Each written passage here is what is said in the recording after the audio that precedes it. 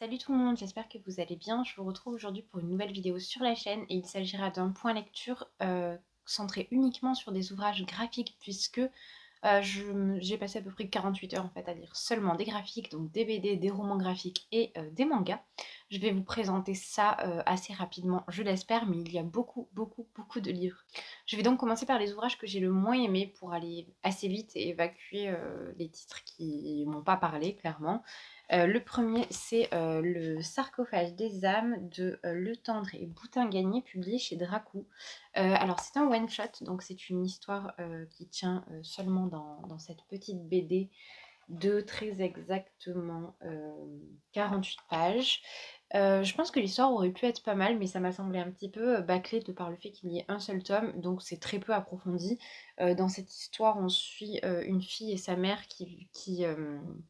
enfin, la mère a des espèces de pouvoirs un petit peu particuliers. Il y a une malédiction avec un espèce de sarcophage qui retient prisonnier un sorcier ou démon maléfique. Bref, c'est un univers un petit peu fantastique. Il y a un côté un petit peu 19e aussi. Je ne connais pas l'époque exacte à laquelle ça se déroule, mais voilà, ça m'a pas trop plu. J'ai bien aimé l'univers graphique qui, je me demande si c'est pas le même illustrateur que Les Artilleuses.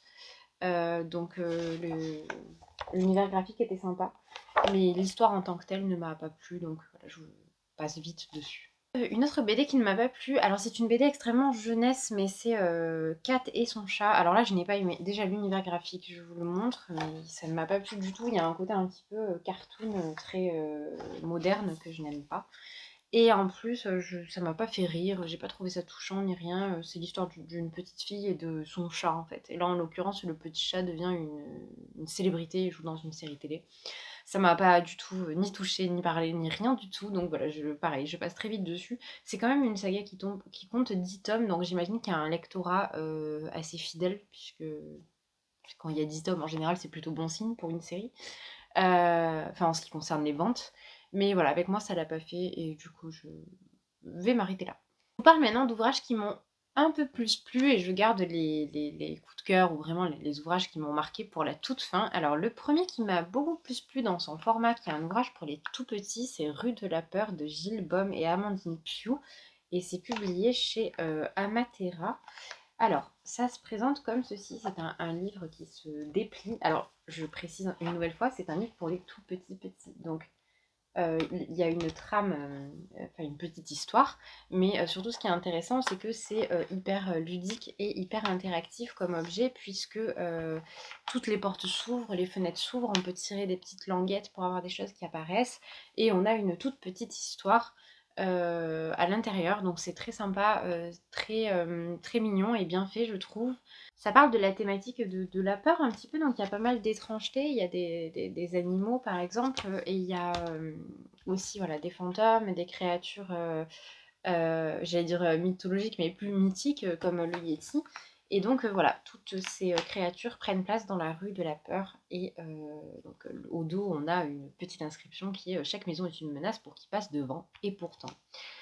Voilà, donc moi j'ai trouvé ça bien sympa et le message de fond c'est que finalement même lorsque des personnes ou les créatures font peur, il y a toujours autre chose derrière. Donc voilà, c'est un message tout doux, tout simple et très intéressant je trouve et important pour les petits. Donc voilà, je trouve que c'est un ouvrage qui réussit bien son pari. De la part des éditions d'Argo, j'ai eu la chance de découvrir, de recevoir les 2 premiers tomes de Fille Unique. Donc le premier c'est celui-ci qui est consacré au personnage de Paloma. Et le second, c'est celui-ci qui est consacré au personnage de Céleste. Dans Finique, on est vraiment dans des histoires assez intenses émotionnellement, assez vives, assez franches, assez sans compromis et sans concession. Dans l'histoire de Paloma, on va suivre donc son histoire. Paloma, c'est une petite fille une jeune adolescente qui se retrouve pour la énième fois dans une famille d'accueil qui est composée seulement d'une vieille dame en fait qui va s'occuper d'elle et réussir petit à petit à lui faire renouer avec une vie normale. En fait, elle va lui lancer un espèce de défi et lui dire voilà, tu as 1 an pour te faire une véritable amie. Moi, je me rendrai compte de si cette amitié est véritable. Si au terme de cette année, tu n'as pas réussi, alors tu t'en iras. Et finalement, Paloma ne réussit pas au bout d'1 an, et ce pari est reconduit. Et il est reconduit un certain nombre d'années jusqu'à ce que Paloma intègre un groupe de jeunes filles qui sont assez marginales et qui sont en lutte contre beaucoup de choses qui leur posent problème et qui ont toutes des profils très très atypiques et très intéressants. Elles sont 5 et voilà, et donc moi j'ai pu découvrir les portraits de Paloma et de Céleste. Céleste qui est un personnage un peu plus, beaucoup plus taciturne et renfermé, qui a perdu son petit frère plus jeune et dont les parents souffrent énormément. Et cette souffrance se manifeste par des comportements assez négatifs, doublé du fait que Céleste est harcelée à l'école. Donc voilà, que des thématiques vraiment difficiles, mais c'était vraiment des BD que j'ai trouvé très très intéressantes. Je suis ravie de les avoir découvertes. Pour être tout à fait honnête, je n'en avais jamais entendu parler. Je vais juste vous montrer à quoi ressemble un petit peu l'univers graphique que je trouve très très particulier. Assez minimaliste, mais vraiment très sympa. J'ai vraiment été agréablement surprise par cette découverte et je lirai les autres tomes avec plaisir. Il me semble que le troisième est déjà sorti, donc le troisième qui est consacré à Sierra. Voilà, donc je vous recommande de découvrir cette saga si vous aimez bien les récits d'adolescence assez bouleversants et puis même cette espèce de sororité qu'il y a dans ce groupe de filles, ce groupe d'amies filles.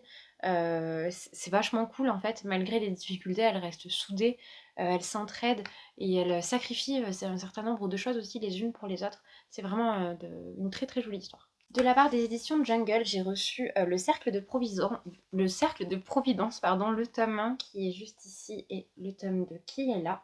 Et alors je ne savais pas trop à quoi m'attendre. J'avais vu passer cette BD dans les stories des tribulations culturelles de Lou, que je vous invite à aller découvrir si ce n'est pas le cas parce qu'elle propose toujours des titres comme ça qui sont finalement des pépites cachées qu'on voit assez peu mises en avant. Et voilà, donc j'ai eu la chance de pouvoir découvrir cette BD.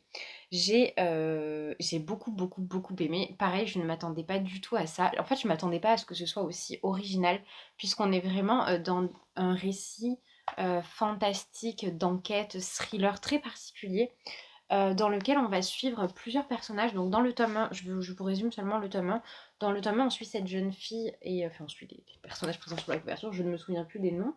On suit Francis et Atonia. Voilà, donc Atonia qui est ici. Atonia qui fait des rêves très étranges dans lesquels elle voit une créature euh, très très. De toute façon, je peux vous le dire, vous le reconnaîtrez de suite si vous vous lancez dans la BD, qui rêve en fait de Cthulhu. Donc je suis désolée si ma prononciation est mauvaise, mais voilà, je ne sais jamais comment le prononcer.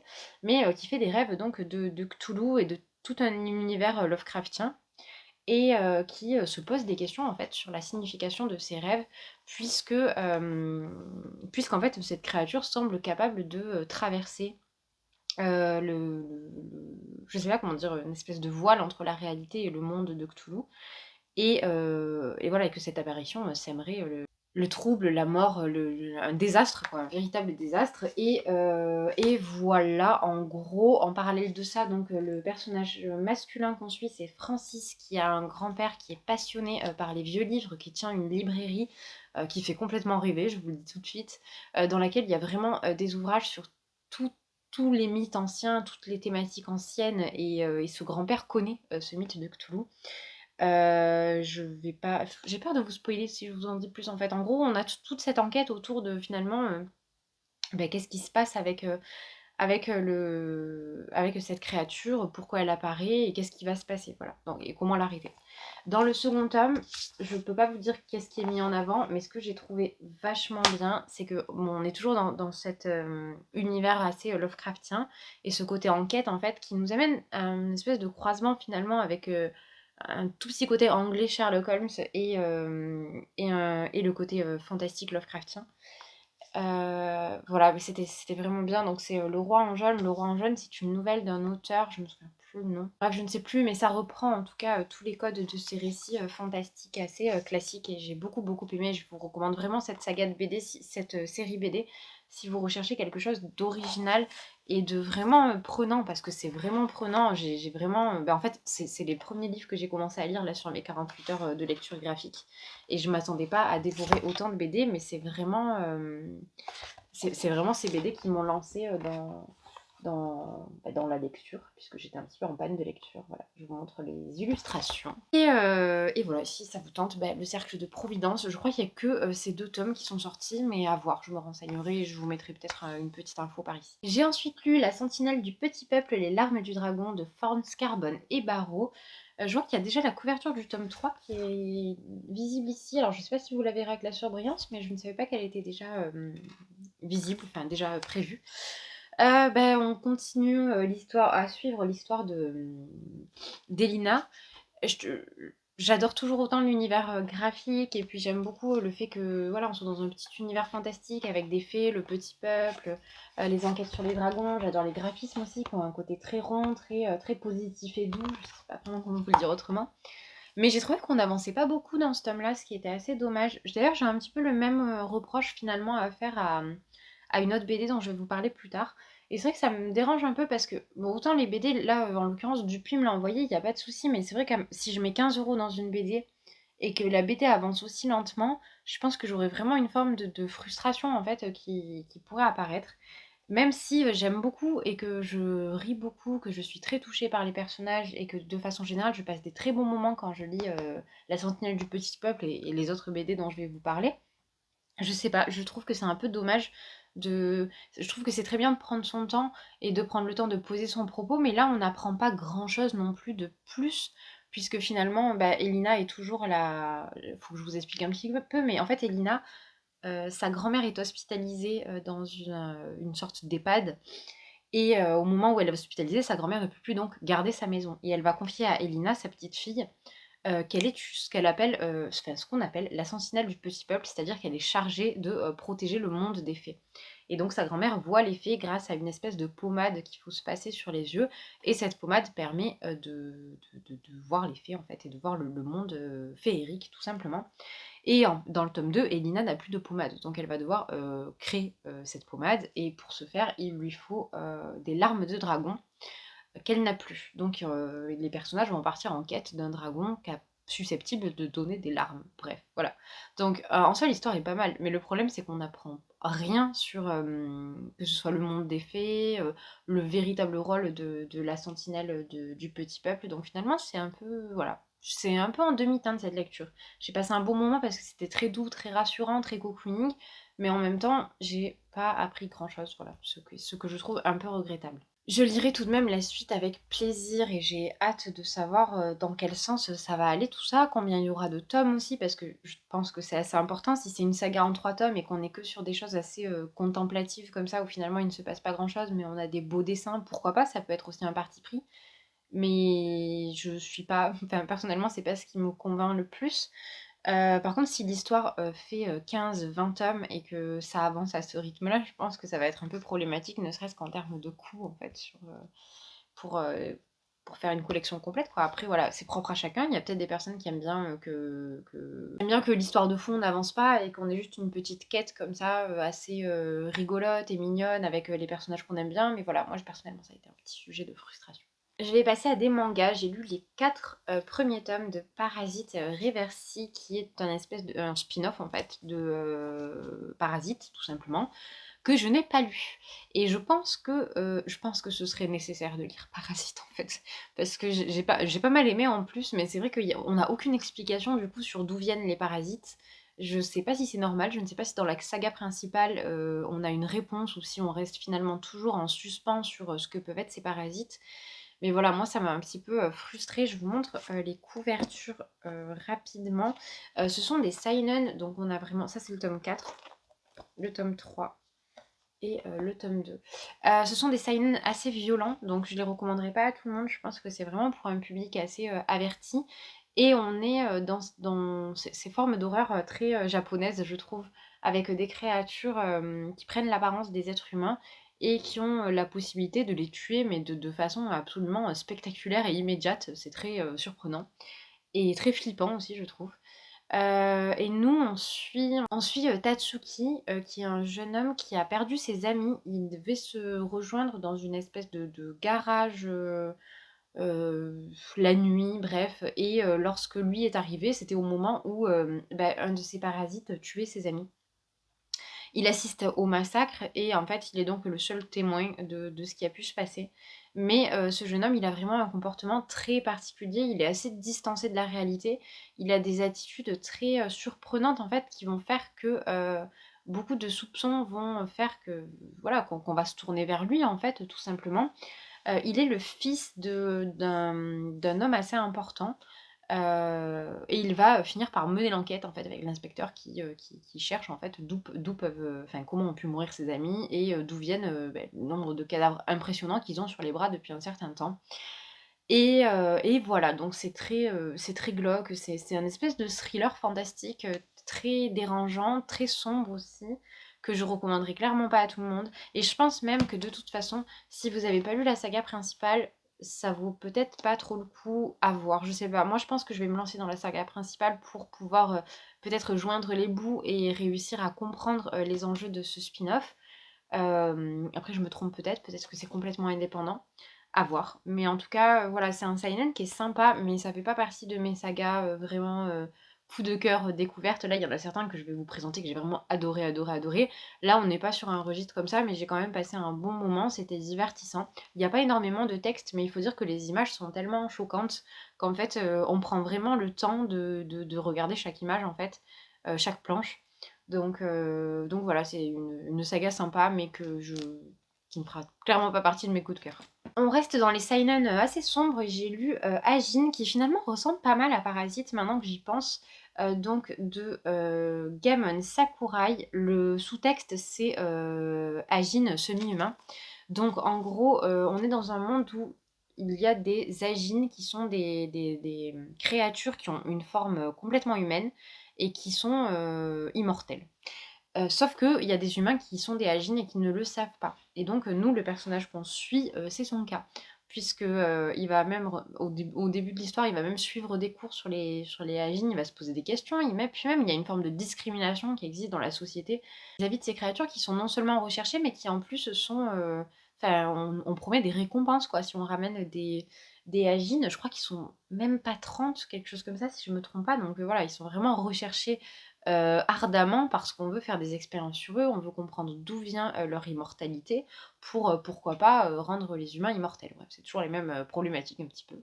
Et donc le jeune homme qu'on suit ne sait pas qu'il est un Agini, il va avoir un accident, il va se faire renverser par un bus et il va survivre à cet accident tout simplement et se rendre compte, alors du coup avec des témoins, beaucoup de témoins même, il va se rendre compte que donc il est un Ajin et il va devoir fuir puisqu'il va être poursuivi par tout le monde puisque tout le monde veut la récompense promise lorsqu'on ramène une de ces créatures. Voilà, donc j'ai lu que le tome 1 pour l'instant, je ne peux pas vous en dire énormément, je vais vous montrer rapidement les graphismes une fois de plus pour que vous fassiez une idée. Bah tenez, c'est la scène du bus d'ailleurs qui arrive vraiment au tout début de ce tome 1. C'est un manga qui est très sombre, pareil que je conseillerais pas à tout le monde parce qu'il y a quand même beaucoup de sang, il y a beaucoup de choses assez gore finalement.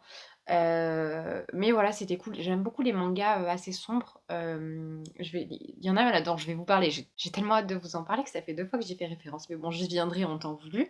Voilà, ce premier tome était sympa. Je pense que je lirai la suite avec plaisir. Il me semble que c'est une saga terminée et qu'il y a... je ne sais plus combien il y a de tomes. Il y a 17 tomes et je crois qu'il y a aussi un animé. L'animé peut-être sur Crunchyroll, il faut que je regarde tout à l'heure. Pourquoi pas même continuer la saga en animé, ça peut être pas mal. J'aime bien ces ambiances-là, un petit peu sombres et tout, en animé, donc à voir. 2 titres dont je vous ai déjà parlé, donc je vais passer rapidement dessus. Je vous en ai parlé dans mes sorties livresques du mois de février, je crois. Le premier tome de In the Land of Leadal, qui est un manga très mignon et rigolo, publié chez Doki Doki. C'est un shonen où on suit une jeune fille qui est hospitalisée parce qu'elle a une maladie dégénérescente et qui va se retrouver propulsée dans l'univers du jeu vidéo dans lequel elle est habituée à jouer. Dans cet univers, elle est une elfe de très très haut niveau qui a vraiment des pouvoirs et des objets très très rares. Donc elle est poursuivie par tous les joueurs en fait. Et pour être tranquille, je sais pas comment dire, elle a mis son jeu en pause dans une auberge complètement reculée, loin des gens pour ne croiser personne. Et lorsqu'elle se trouve propulsée dans le jeu, elle est donc cette elfe qui est paumée au milieu de la carte du jeu en fait en gros et on va suivre ses aventures. Alors c'est des toutes petites aventures parce que finalement elle ne fait pas grand chose mais c'est assez amusant, c'est assez rigolo, il y a vraiment tous les codes du MMORPG. Ce que j'ai trouvé sympa parce que moi j'aime beaucoup retrouver ces codes-là parce que je joue plus du tout à des MMO mais paradoxalement j'aime bien retrouver ça. Je sais pas, il y a un côté un petit peu, nostalgique en fait, positivement nostalgique, quand je lis des histoires qui traitent de ce type de thématique. Donc j'ai passé un bon moment dans l'ensemble. Ce que j'aime le plus, je pense que ce sont, les graphismes et enfin les illustrations que je trouve très, très jolies aussi. Et là pour le coup, comme vous pouvez le voir sur la pastille, l'animé est disponible sur Crunchyroll si ça vous tente. Le second manga dont je vous ai déjà parlé, dans mes sorties toujours, du mois de février, c'est La sorcière aux champignons qui est en tome 1 publié chez Glénat. J'ai vraiment beaucoup aimé ce manga. Là aussi, on est sur des illustrations très, très jolies. Il y a beaucoup, beaucoup, beaucoup, beaucoup de textes, ce que j'aime bien aussi dans les mangas quand même. Je vous montre, c'est très, très joli.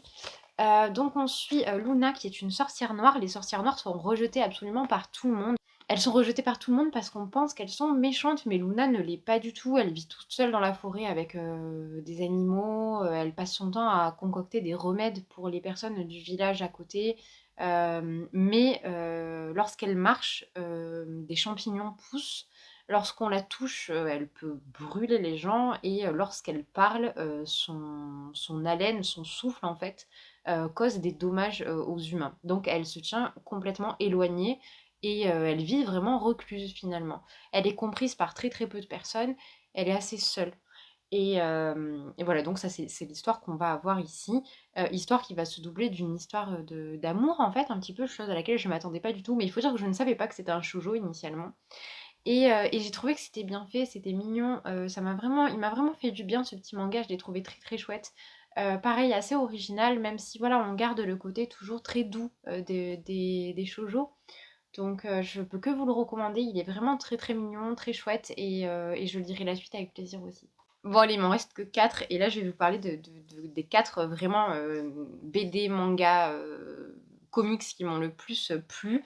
Le premier c'est le tome 3 d'Olive, forcément c'est une saga que j'adore et que j'encense depuis la sortie du premier tome parce que je la trouve vraiment incroyable. La première chose encore une fois que je voudrais mettre en avant ce sont les graphismes, mais j'aimerais ne pas vous spoiler l'histoire, ça aurait été pas mal de sortir un autre tome. Mais bon, on va dire que vous ne voyez peut-être pas grand chose d'ici, voilà, mais c'est ce type de graphisme très très originaux, très propre à l'univers d'Olive que j'adore, j'adore, j'adore. On avance un petit peu dans cette histoire, voilà, le seul bémol pour moi c'est qu'on n'avance pas trop dans ce tome 3 et que le tome 4 va être le dernier, donc je m'attendais à ce que l'histoire soit peut-être un peu plus étoffée, mais par contre on a vraiment une évolution du personnage dans ce tome-là qui est considérable, puisqu'en fait dans le tome 1 et le tome 2 on suit donc Olive qui a des gros gros problèmes pour se sociabiliser, pour vivre avec les gens, qui vit beaucoup dans son univers mental en fait et qui se confronte très peu au monde extérieur. Et là en fait elle va forcément, enfin, plus la BD avance et plus sa psyché change, évolue et plus elle est obligée de se confronter à des difficultés qu'elle ne pensait pas pouvoir surmonter. C'est toujours aussi fort, il y a vraiment une ode à l'amitié aussi dans cette BD qui est très jolie. Il y a vraiment, en fait, je trouve que tout est bien, tout est très poétique, très harmonieux. C'est une BD que j'adore. Je vous la recommande vraiment, vraiment, vraiment 100 fois cette BD. En plus, en 4 tomes, je trouve que ça reste assez raisonnable. Et là, pour le coup, il y a vraiment, enfin, c'est adressé à tous les publics. Je pense qu'un enfant comme un adulte peut s'y retrouver et passer un très très bon moment en compagnie d'Olive et ses amis. Son monde imaginaire est absolument sublime. Il est très souvent représenté plein d'eau en fait, donc dans des teintes très bleutées, il y a un côté très nébuleux en fait qui est vraiment sublime. J'adore cette BD encore une fois et je peux que vous la recommander, voilà. Un ouvrage pour les plus petits, mais je pense que tout le monde peut s'y retrouver également. Il s'agit de Histoire merveilleuse d'un tigre amoureux, publié chez Ankfei. Et alors, c'est un petit livre de contes, pas de contes avec un seul conte, mais alors, mais d'une beauté. Je l'ai trouvé sublime. Alors déjà, les dessins sont vraiment incroyables. Mais en plus, on retrouve ici un conte chinois du XVIIIe siècle qui est absolument enfin, d'une puissance, mais enfin, c'est vraiment très très beau. Il y a un côté un petit peu La Belle et la Bête, mais je sais pas comment. Il y a des choses qui me dérangent dans La Belle et la Bête qui sont complètement absentes ici. J'ai trouvé ça d'une beauté, d'une poésie, d'une richesse. Enfin, c'était sublime et je trouve que pour faire découvrir des contes peut-être autres que des contes français ou occidentaux aux enfants. Genre c'est génial quoi, c'est vraiment... Puis c'est un bel ouvrage, c'est un ouvrage qu'on a envie de conserver dans sa bibliothèque, c'est un ouvrage qu'on a envie de partager. Donc je peux que, encore une fois, voilà, vous recommander je sais pas, aller en librairie, feuilletez-le. En plus, les ouvrages chez Ancfé sont toujours produits avec une espèce de papier un petit peu granuleux. C'est super agréable au toucher. C'est très qualitatif. Donc voilà, j'adore. C'était vraiment très très bien. Ça fait partie de toute façon de mes meilleures lectures de ces 48 heures graphiques qui, comme vous pouvez le voir, ont été très productives. Allez, il m'en reste seulement deux. Je vais vous parler d'un manga que j'ai adoré, adoré, adoré, adoré, qui est Léviathan, le tome 1. Alors là, pour le coup, dès que le tome 2 sort, je me jette dessus. D'ailleurs, quand j'ai eu terminé le tome 1, je me suis précipitée sur internet pour voir la date de sortie du tome 2. Je vous montre les illustrations. Alors, je m'attendais pas à aimer autant, mais j'ai trouvé ça complètement fou parce qu'on est en gros. Alors, il y a deux temporalités. On suit une équipe d'astronautes qui arrive sur un vaisseau qui a été complètement détruit et qui va chercher, en fait, qui cherche des espèces de trésors dans ces vaisseaux, un petit peu comme des pirates finalement de l'espace. Et quand ils débarquent, il y a un de ces trois astronautes qui va trouver un journal sur le sol, journal qui a été rédigé par un enfant qui était à bord de ce vaisseau. Et donc on va apprendre ce qui s'est passé et pourquoi le vaisseau est complètement détruit. Et ce qui s'est passé, c'est qu'un accident a eu lieu, et les seuls survivants étaient une classe, d'adolescents, qui se sont retrouvés enfermés dans une espèce de compartiment du vaisseau où ils étaient seulement avec leurs professeurs. Donc ils ont des réserves d'oxygène qui sont réduites et il existe une seule capsule pour, quitter le vaisseau.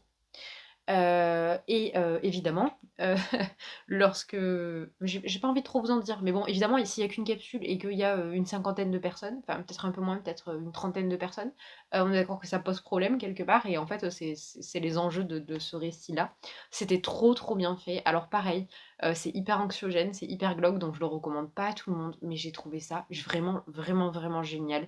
Il y a on est en plus, on a un petit côté, battle royale, enfin j'adore, enfin, j'ai trouvé ça top, quoi. Après, voilà, il faut aimer les mangas un petit peu tordus, parce que c'est clairement tordu, c'est glauque, les personnages montrent vraiment pas le meilleur d'eux-mêmes, mais c'était trop bien, perso, j'ai adoré, adoré, adoré. Si vous cherchez un manga horrifique qui vient juste de sortir, avec une parution qui va être par contre, je pense, un petit peu lente, parce que j'ai pas vu de date de sortie pour le tome 2, je vous recommande celui-ci parce que c'était trop bien.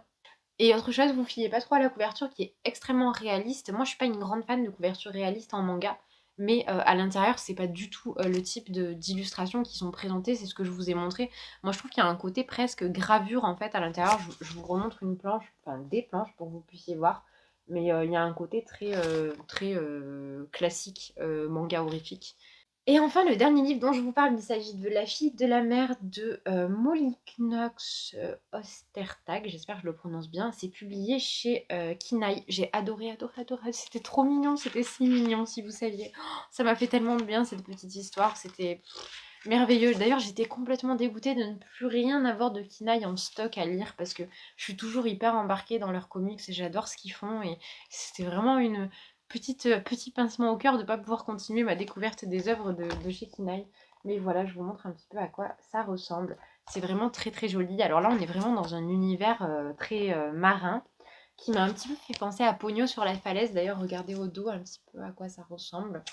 Mais alors c'est peut-être personnel, mais c'est vrai que ça m'a fait un petit peu le même effet que Pognon. En plus, il y avait quelque chose de très très doux. Donc ici, on va suivre Morgane qui a 15 ans et qui ne rêve que d'une seule chose, c'est quitter l'île sur laquelle elle vit, quitter ses amis qui la comprennent finalement assez peu, quitter sa mère qui est complètement déprimée depuis son divorce et quitter son petit frère qui vraiment lui fait péter un câble par son attitude toujours très, très envahissante finalement. Et son plus grand secret à Morgane, c'est qu'elle aime les filles, en fait, tout simplement, et qu'elle n'ose pas le communiquer à ses amis ou à sa famille. Et puis, elle est vraiment dans une découverte d'elle-même qui est finalement assez longue, et, euh, et elle se sent très très seule. Un soir, elle va être sauvée de la noyade par Kelsey, qui est juste ici, qui est... alors, je ne me souviens plus du nom, mais qui est une créature du folklore et de la mythologie irlandaise, si je me rappelle bien, et qui se transforme en phoque tous les 7 ans, je crois, non, pendant 7 ans, et qui peut revenir sur Terre seulement une fois. Je sais plus exactement comment vous expliquer. Bref, c'est une créature en tout cas un petit peu spéciale et va se nouer entre ces deux jeunes filles une relation mais vraiment très touchante déjà d'une part, mais qui va mêler plusieurs enjeux. Le premier étant que Morgane assume l'amour et les sentiments qu'elle peut avoir pour Kelsey, mais il y a un second enjeu qui va être un enjeu beaucoup plus écologique, puisque Kelsey veut absolument sauver sa famille, sauver les phoques qui vivent dans la baie où elle se trouve et qui sont menacés par le tourisme de bateau dirigé par la mère d'une amie de Morgane. J'espère que je suis assez claire. Bref, mais c'est vraiment, il y a que des thématiques importantes dans la fille de la mère, mais c'est fait d'une façon très douce, très poétique encore une fois, et donc très agréable. Enfin, c'était vraiment top, top, top. C'est vraiment un petit bonbon, un petit doudou, ce roman graphique. Je l'adore, vraiment, je l'ai adoré. Je vais évidemment le garder dans ma collection de mes romans Kinaï qui me font du bien, qui me font sourire parce que c'est une petite histoire toute douce que je peux que recommander à tout le monde encore une fois parce que ça fait du bien tout simplement. J'ai enfin terminé, j'espère que la vidéo ne sera pas trop longue, je vais essayer de réduire au maximum mon montage, mais je vous ai présenté tellement de livres, je suis vraiment désolée pour cette profusion de titres. J'espère en tout cas que la vidéo vous a plu, si vous avez lu certains de ces livres, que vous envisagez de les lire, que certains vous tentent, bah, n'hésitez pas à me le dire en commentaire. Pour tout ce qui est manga, n'hésitez pas à me dire si vous avez vu également les animés ou si vous savez où ils sont disponibles, j'irai peut-être jeter un coup d'œil. D'ici la prochaine vidéo, je vous souhaite une très bonne journée ou une très très bonne soirée et je vous dis à bientôt.